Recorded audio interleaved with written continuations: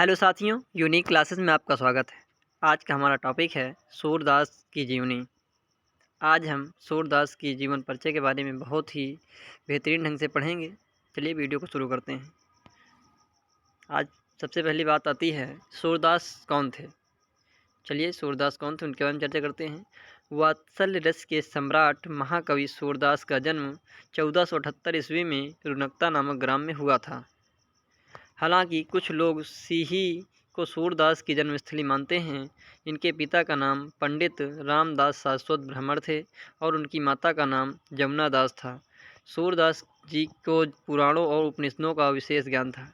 आइए सबसे पहले इनके बारे में समझ लेते हैं कि सूरदास जो है वात्सल रस के सम्राट कहे जाते थे और इनका जन्म जो है 1478 ईस्वी में रुनकता में हुआ था और इनके पिता का नाम पंडित रामदास सारस्वत था और उनकी माता का नाम जमुना दास था।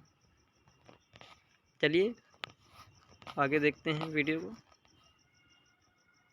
सूरदास जी जन्म से अंधे थे या नहीं, इस बारे में कोई प्रमाणित सबूत नहीं मिलता है, लेकिन माना जाता है कि श्री कृष्ण बाल मनोवृत्तियों और मानव स्वभाव का जैसा वर्णन सूरदास जी ने किया था, ऐसा कोई जन्म से अंधा व्यक्ति कभी नहीं कर सकता।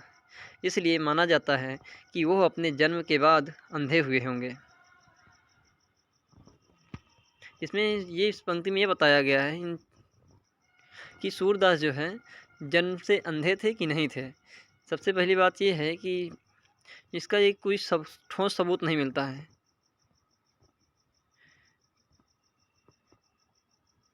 और ऐसा कोई जन्म से अंधा व्यक्ति कभी नहीं कर सकता है।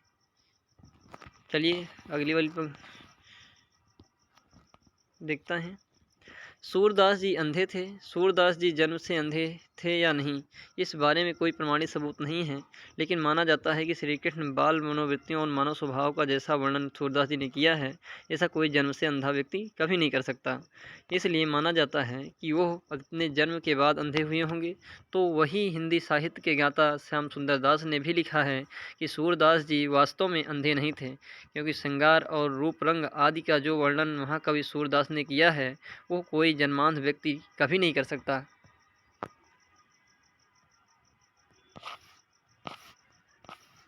चलिए अगली पैराग्राफ में देखते हैं। सूरदास का विवाह कहाँ कहाँ हुआ था।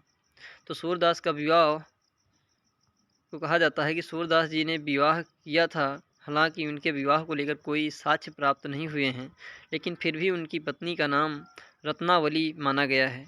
कहा जाता है कि संसार से विरक्त होने से पहले सूरदास जी अपने परिवार के साथ ही जीवन व्यतीत किया करते थे। सूरदास के विवाह के बारे में कोई उसके भी ठोस सबूत नहीं मिलते हैं, लेकिन कुछ किताबों पे जो है उनकी पत्नी का नाम रत्नावली माना गया है। चलिए अगला पैराग्राफ देखते हैं। सूरदास के गुरु कौन थे।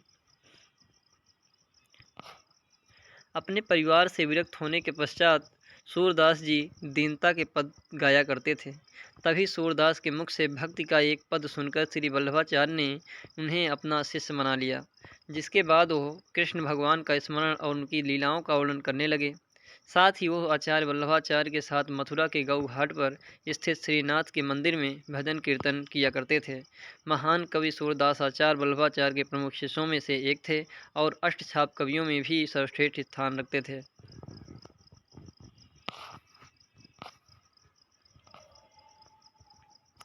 श्री कृष्ण की गीतावली में कहा जाता है कि कवि सूरदास से प्रभावित होकर ही तुलसीदास जी ने महान ग्रंथ श्री कृष्ण गीतावली की रचना की थी और इन दोनों के बीच तब से ही प्रेम और मित्रता का भाव बढ़ने लगा था।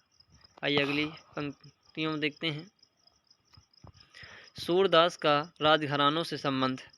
महाकवि सूरदास के भक्तिमय गीतों की गूंज चारों तरफ फैल रही थी, जिसे सुनकर स्वयं महान शासक अकबर भी सूरदास की रचनाओं पर मुग्ध हो गए थे, जिसने उनके काव्य से प्रभावित होकर अपने यहाँ रख लिया था। आपको बता दें कि सूरदास की काव्य की ख्याति बढ़ने के बाद हर कोई सूरदास को पहचानने लगा। ऐसे में अपने जीवन के अंतिम दिनों को सूरदास ने ब्रज में व्यतीत किया, जहाँ रचनाओं के बदले उन्हें जो भी प्राप्त होता उससे सूरदास अपना जीवन बसर करने लगे। आइए इनकी प्रमुख रचनाओं के बारे में चर्चा कर लेते हैं। इनकी प्रमुख रचनाएं हैं सूर सागर, सूर सारावली, साहित्य लहरी, नल दमयंती, बहलो इत्यादि।